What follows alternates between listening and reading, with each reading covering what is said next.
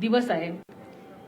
स्वराज्य रक्षक छत्रपती संभाजी महाराज, स्वराज्य संकल्पकर शहाजीराजे भोसले आणि स्वराज्य राज्य जननी राजमाता जिजाऊ माँसाहेब यांच्या संस्कारातून घडलेल्या या महान कार्याची आज आपण पुन्हा आठवण जागवत आहोत। सह्याद्रीच्या कड्याकोपऱ्यातून झुंज देत स्वराज्यासाठी प्राणपणाने लढलेल्या समस्त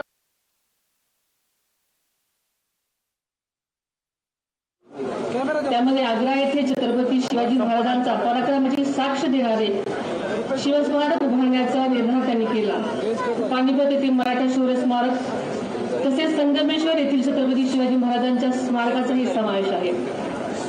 त्याचबरोबर किल्ले रायगड विकासात आखाडा व स्वराज्य रक्षक छत्रपती संभाजी महाराजांचे बलिदान स्थळ तुळापूर आणि समाधी स्थळ उर्दू बुद्रुक येथे स्मारकाचे काम अत्यंत वेगाने सुद्धा सुरू झालेले आहे। या जातीला लक्ष देत असत आणि ही सर्व कामं प्रगतीपथावर आहेत आणि या प्रत्येक स्मारकातून भावी पिढ्यांना प्रेरणा आज या संकल्पाची जबाबदारी आपण सर्वांनी स्वीकारायची। आपल्या महायुती सरकारच्या माध्यमातून राज्याचे लोकप्रिय मुख्यमंत्री आदरणीय देवेंद्र फडणवीस साहेब आणि उपमुख्यमंत्री आदरणीय एकनाथजी शिंदे साहेब यांच्या साथीने हा विकासाचा प्रवाह अधिक वेगाने पुढे नेण्याचा आमचा निर्धार आहे। छत्रपती शिवाजी महाराजांनी स्वराज्यातील प्रत्येक घटकाची काळजी घेण्याची शिकवण आपल्याला सर्वांना दिलेली आहे। महाराजांच्या त्याच विचारांवरती महायुती सरकार सुद्धा राज्याच्या प्रत्येक घटकांची काळजी घेत पुढे वाटचाल करत आहे। याचा बघताना अभिमान आहे। महायुती सरकार छत्रपती शिवाजी महाराजांच्या रयतेच्या या संकल्पनेवर तोच शिवशाहू फुले आंबेडकरांच्या विचारांचा वारसा विश्वास व्यक्त करावा असं वाटतो। शिवछत्रपती सुजलाम सुफलाम आणि समृद्ध स्वराज्य घडवण्यासाठी महायुती सरकार कटिबद्ध आहे आणि त्यासाठी या कार्यासाठी आम्ही सर्व सातत्याने प्रयत्नशील राहू हा विश्वास मी आपल्या सर्वांना या शिवजन्मभूमीच्या साक्षीने व्यक्त करते।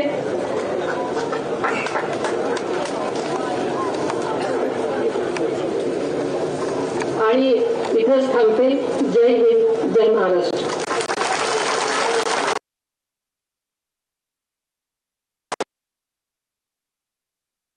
वरून उपमुख्यमंत्री सुनेत्रा पवार या भाषणावेळी भावूक झाल्याचं पाहायला मिळालं।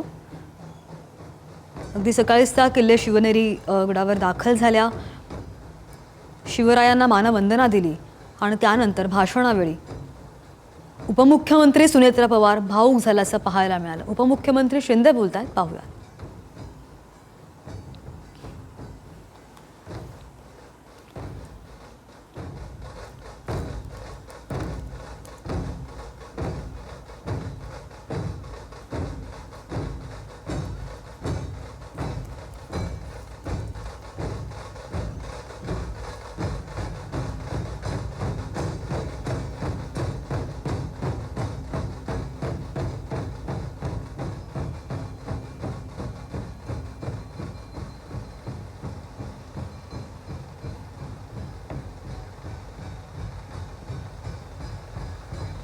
कार्यामंत्री आपले सहकारी आशिष शेलार जी, आमदार शरददादा सोनवणे, माजी आमदार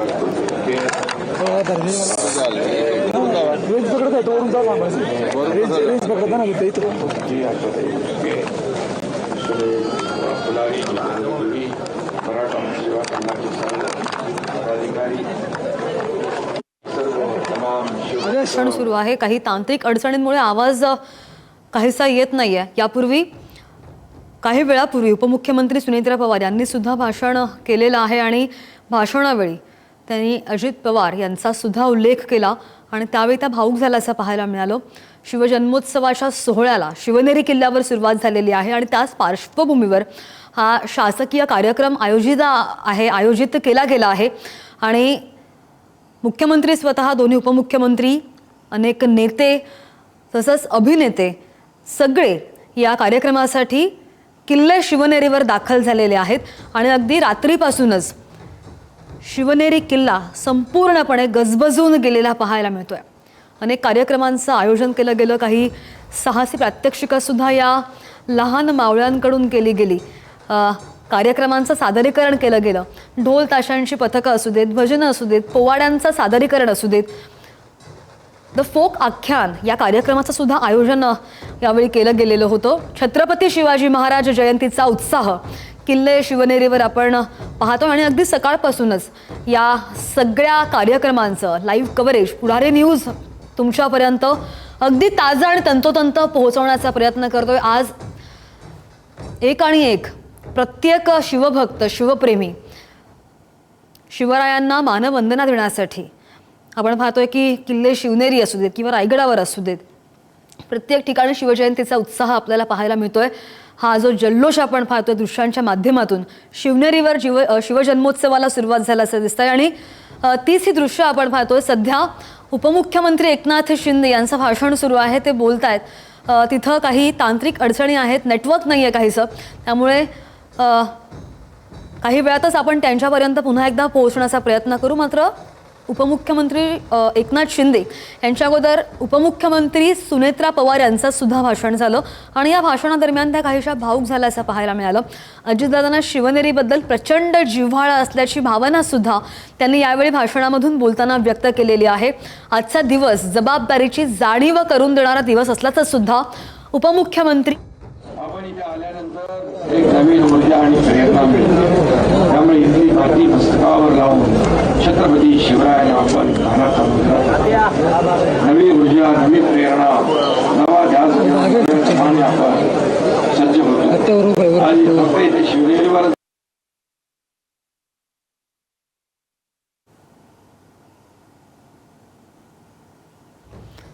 आपण पाहिलं की काल मध्यरात्रीपासूनच छत्रपती शिवाजी महाराज यांच्या जयंतीनिमित्त शिवाजी महाराज की जय या जयघोषामध्ये लाखो शिवभक्त शिवनेरीवर दाखल झालेले आहेत आणि या जुन्नर परिसरामध्ये हिंदवी स्वराज्य महोत्सव सुद्धा साजरा केला जातोय. मुख्यमंत्री उपमुख्यमंत्र्यांकडून शिवरायांना अभिवादन केलं गेलं. शिवजन्माचा सोहळा आनंदी आनंद झाला, अशा आशयाच्या भावना आज प्रत्येक शिवप्रेमींमध्ये आहेत आणि शिवनेरी किल्ल्यावरची ही दृश्य थेट तुम्ही लाईव्ह पाहू शकताय. सगळ्या ताज्या घडामोडी आम्ही तुम्हाला लाईव्ह दाखवण्याचा प्रयत्न करतोय.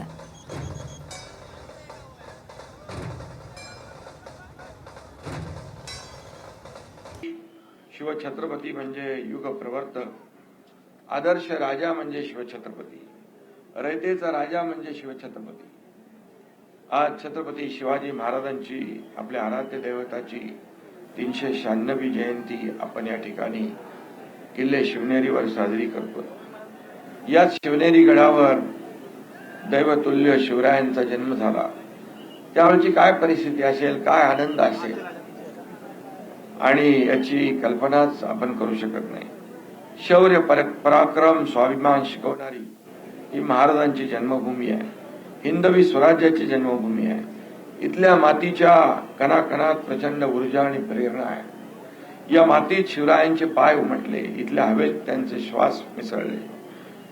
आपण इथे आल्यानंतर एक नवीन ऊर्जा आणि प्रेरणा मिळते.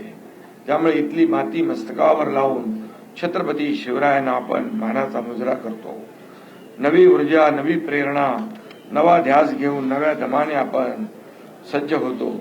आज फक्त इथे शिवनेरीवरच नाही तर जगभरामध्ये सगळीकडेच मराठी आणि हिंदू बांधव आपल्या आपल्या पद्धतीने शिवजयंती साजरी करत असतात. या शिवजयंती निमित्त मी सर्वांना मनापासून शुभेच्छा देतो आणि छत्रपतींच्या जयघोषाने आपल्याला प्रेरणा मिळते, लढण्याचं बळ मिळतं.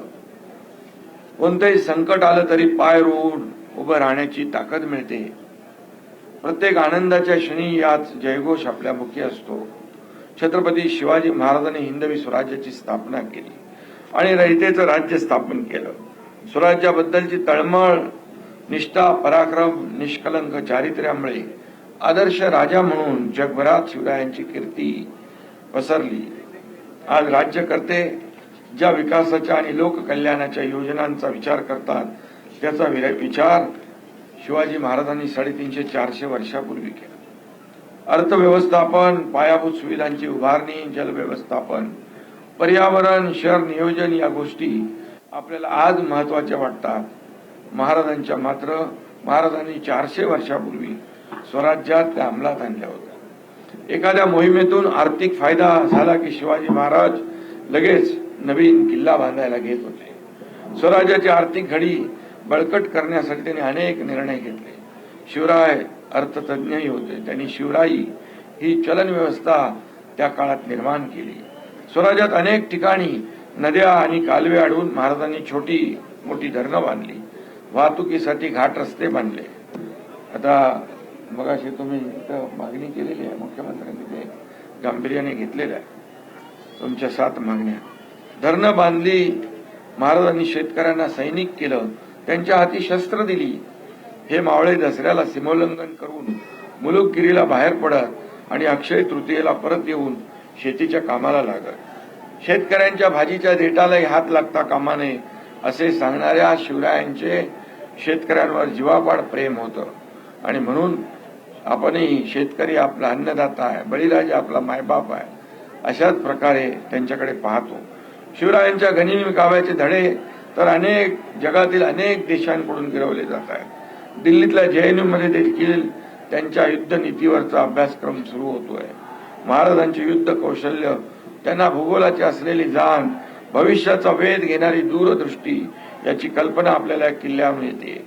शिवरायांच्या 11 किल्ल्यांचा युनेस्कोच्या जागतिक वारसा स्थळांच्या यादीमध्ये मराठा लष्करी लँडस्केप्स म्हणून समावेश केला. आमचे मंत्री जाऊन आले तिकडे, त्याचाही आम्हाला अभिमान आहे. या गड किल्ल्याच्या संवर्धनासाठी पर्यटन सर्किट आपण तयार करतोय. हिंदू हृदय सम्राट शिवसेना प्रमुख बाळासाहेब ठाकरेंच्या जन्मशताब्दी निमित्त या आपल्या गडकोट किल्ल्यांच्या स्वच्छतेची आणि संवर्धनाची मोहीम देखील आपण हाती घेतोय. परस्त्रीला आई सन्मान मानणारे शिवाजी महाराज हे प्रजादक्ष राजे होते. महायुती सरकार देखील लाडकी बहिणीसारख्या अनेक योजना या ठिकाणी सुरू केल्या, यापुढेही सुरू राहतील. आणि लाडक्या बहिणींना आत्मनिर्भर करून आत्मसन्मान देखील मिळवून आपलं महायुती सरकार देत आहे. महाराजांची जन्मभूमी असलेल्या शिवनेरी व सभोवतालच्या जुन्नर भागाचा विकास करण्यासंदर्भात देखील आपलं सरकार प्राथमिकता देणार. जुन्नर महाराष्ट्राची कुलस्वामिनी आई तुळजाभवानी, ज्यांनी शिवरायांना घडवलं त्या जिजाऊ माँसाहेब, हिंदवी स्वराज्याचे सरसंस्थापक, अखिल हिंदुस्थानचे आराध्य दैवत छत्रपती शिवरायांना मानाचा मुजरा करतो. स्वराज्य रक्षक छत्रपती संभाजी महाराज यांच्याही चरणी नतमस्तक होतो. भारतरत्न डॉक्टर बाबासाहेब आंबेडकर आणि तमाम महापुरुषांना विनम्र आदरांजली अर्पण करतो. आज शिवजयंतीच्या या सोहळ्यामध्ये मंचावर उपस्थित असलेले राज्याचे लोकप्रिय उपमुख्यमंत्री माननीय एकनाथराव शिंदेजी, महाराष्ट्राच्या पहिल्या महिला उपमुख्यमंत्री आदरणीय सुनेत्राताई पवार, आमचे सहकारी आशिष शेलारजी, शरद सोनवणेजी, विजय घोगरेजी, अतुल बेनकेजी, रितेश देशमुखजी, सत्यशील शेलकरजी, राजेंद्र कुंजीरजी, आशाताई बुचके, श्री सुनील फुलारी, श्री जितेंद्र डुडी, श्री संदीप सिंग गिल, ज्यांना पुरस्कार मिळाला असे डॉक्टर विनोद हांडे, कैलासवासी पंकज वामन, लेफ्टनंट अजिंक्य मेहर, श्री शिवाजीराव खैरे, सब लेफ्टनंट श्रुतिका ताथवडे, प्रवीण ताथवडेर आणि या ठिकाणी उपस्थित सर्व भगिनी आणि बंधूंनो, मी सर्वप्रथम आपल्या सर्वांना शिवजयंतीच्या खूप खूप शुभेच्छा देतो आणि जगभरातल्या शिवप्रेमींना या शिवजयंतीच्या निमित्ताने अशाच प्रकारे महाराजांचा आशीर्वाद आणि प्रेरणा मिळत राहो अशा प्रकारची प्रार्थना करतो। आपण सगळे जाणतो की छत्रपती शिवराय नसते तर या भारताचा इतिहास जो आज आपण पाहतोय, या भारताचा भूगोल जो आज आपण अनुभवतोय, यापैकी काहीही राहिलं नसतं। खऱ्या अर्थानं ज्या काळामध्ये या उभ्या हिंदुस्थानामध्ये अनेक राजे आणि राजवाडे मोगलांचं मंडलिकत्व स्वीकारून त्या ठिकाणी काम करत होते, अशा परिस्थितीमध्ये आई जिजाऊ माँसाहेबांनी छत्रपती शिवरायांना घडवलं आणि घडवताना सांगितलं की तुम्हाला या मराठी मुलकाला, या हिंदुस्थानाला या मोगलांच्या जोखडातनं मुक्त करायचं आहे आणि या ठिकाणी रयतेचं राज्य स्थापित करायचं आहे। आणि आपल्याला माहिती आहे छत्रपती शिवरायांनी 18 पगड जातीच्या तमाम मावळ्यांना एकत्रित करून एक अशी फौज तयार केली, ज्या फौजेने या ठिकाणी खऱ्या अर्थानं स्वराज्याची स्थापना केली। आणि छत्रपती शिवरायांनी सांगितलं, हे माझं राज्य नाही आहे, हे रयतेचं राज्य आहे। तुम्ही जे लढता आहात हे मला राजा बनवण्याकरता लढत नाही, तुम्ही जे लढतात ते देव, देश आणि धर्माकरता लढता आहात। तुम्ही जे लढतात ते सामान्य माणसाला या मोगलांच्या जोखडातनं मुक्त करण्याकरता लढतात। आणि म्हणून एक असं राज्य महाराजांनी स्थापित केलं ज्या ठिकाणी समता होती, ज्या ठिकाणी प्रत्येकाला सन्मान होता, ज्या ठिकाणी अन्याय नव्हता, अत्याचार नव्हता, ज्या ठिकाणी महिला सुरक्षित होत्या, ज्या ठिकाणी शेतकरी समाधानी होता। एक असं राज्य की ज्याचा राज्यकारभार पाहिल्यानंतर जगभरातले लोक आश्चर्य करतात की एक राजा इतक्या गोष्टी कसं करू शकतात। अशा प्रकारचं साम्राज्य हे छत्रपती शिवरायांनी आपल्याला घडवून दाखवलं। शिंदे साहेबांनी सांगितलं तशा पद्धतीनं महाराजांनी या ठिकाणी वेगवेगळ्या व्यवस्था उभ्या केल्या।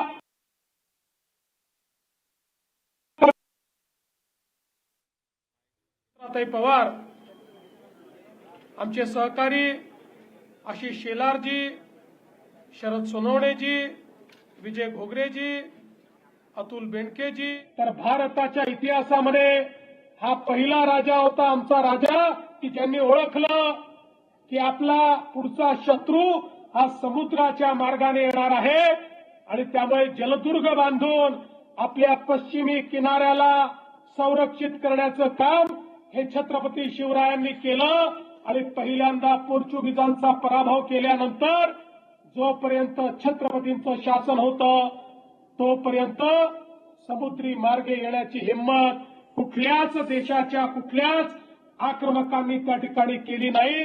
अशा प्रकारचे द्रष्टे आपले छत्रपती शिवराय होते। आणि म्हणूनच आज खऱ्या अर्थानं ज्यावेळी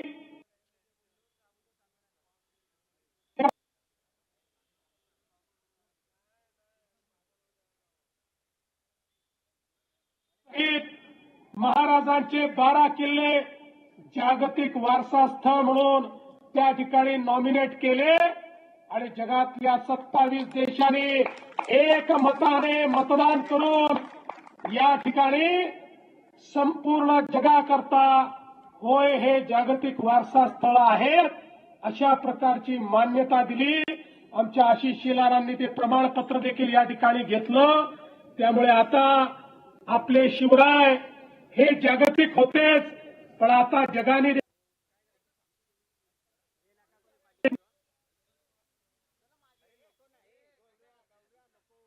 मंडलिकत्व स्वीकारून त्या ठिकाणी काम करत होते।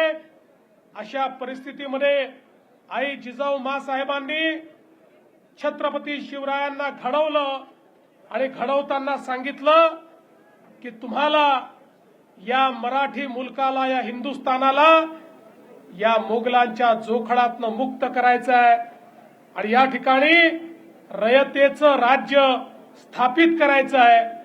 आणि आपल्याला माहिती आहे छत्रपती शिवरायांनी 18 पगड जातीच्या तमाम मावळ्यांना एकत्रित करून एक अशी फौज तयार केली, ज्या फौजेने या ठिकाणी खऱ्या अर्थानं स्वराज्याची स्थापना केली. आणि छत्रपती शिवरायांनी सांगितलं, हे माझं राज्य नाही आहे, हे रयतेचं राज्य आहे. तुम्ही जे लढता आहात हे मला राजा बनवण्याकरता लढत नाही, तुम्ही जे लढतात ते देव देश आणि धर्माकरता लढता आहात. तुम्ही जे लढतात ते सामान्य माणसाला या मोगलांच्या जोखडातनं मुक्त करण्याकरता लढतात. आणि म्हणून एक असं राज्य महाराजांनी स्थापित केलं ज्या ठिकाणी समता होती, ज्या ठिकाणी प्रत्येकाला सन्मान होता, ज्या ठिकाणी अन्याय नव्हता, अत्याचार नव्हता, ज्या ठिकाणी महिला सुरक्षित होत्या, ज्या ठिकाणी शेतकरी समाधानी होता. एक असं राज्य की ज्यांचा राज्यकारभार पाहिल्यानंतर जगभरातले लोक आश्चर्य करतात की एक राजा इतक्या गोष्टी कसं करू शकतात. अशा प्रकारचं साम्राज्य हे छत्रपती शिवरायांनी आपल्याला घडवून दाखवलं. शिंदे साहेबांनी सांगितलं कशा पद्धतीनं महाराजांनी या ठिकाणी वेगवेगळ्या व्यवस्था उभ्या केल्या. मग राज्य चालवण्याकरताची व्यवस्था असेल, 50 प्रकारचे कर संपवून एकच कर आणि तो कशा पद्धतीनं वसूल होईल याची कर पद्धती असेल, पाण्याचं नियोजन असेल, जंगलांचं नियोजन असेल. आणि एवढंच नाही तर भारताच्या इतिहासामध्ये हा पहिला राजा होता, आमचा राजा, की ज्यांनी ओळखलं की आपला पुढचा शत्रू हा समुद्राच्या मार्गाने येणार आहे. आणि त्यामुळे जलदुर्ग बांधून आपल्या पश्चिमी किनाऱ्याला संरक्षित करण्याचं काम हे छत्रपती शिवरायांनी केलं. आणि पहिल्यांदा पोर्चुगीजांचा पराभव केल्यानंतर जोपर्यंत छत्रपतींचं शासन होतं तोपर्यंत समुद्री मार्गे येण्याची हिंमत कुठल्याच देशाच्या कुठल्याच आक्रमकांनी त्या ठिकाणी केली नाही. अशा प्रकारचे द्रष्टे आपले छत्रपती शिवराय होते.